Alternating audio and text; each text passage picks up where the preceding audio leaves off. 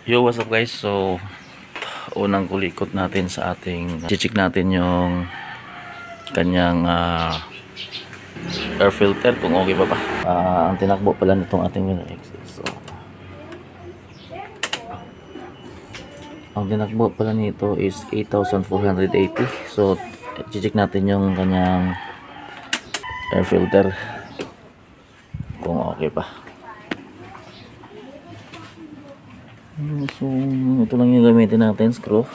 2 months pa lang guys itong 2 months pa lang yung unit ko, pero umabot ng 8,000 yung takbo.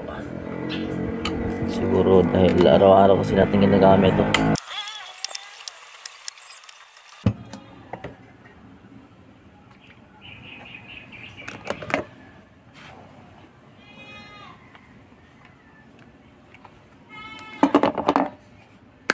Hindi pa naman siya ganun kadumi. Hindi pa naman siya guys ganun kadumi sa 8,000. Pwede pa naman. Pwede pa to. Yan o. Hindi pa siya ganun ka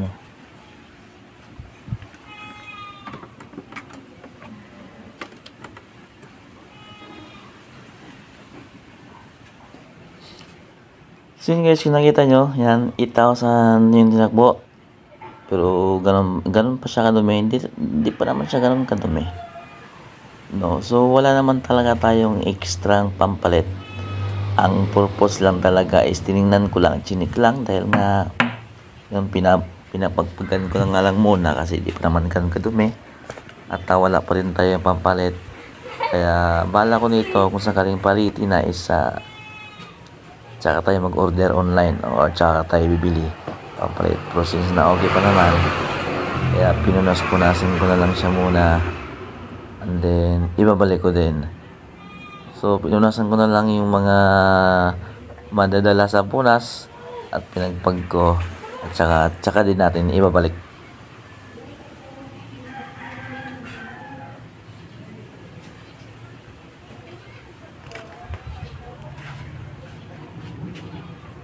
Ito pala guys yung air filter niya. Meron nakalagay na version 1. You know, K56 version 1.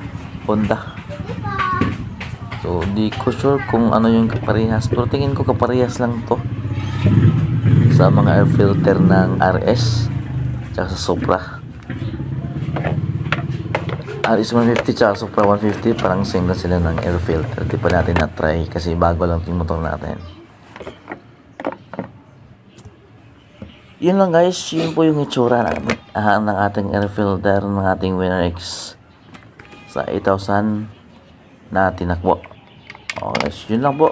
At maraming salamat sa panonood mga ka-winner. Pa-subscribe naman ng ating channel, Red Chef.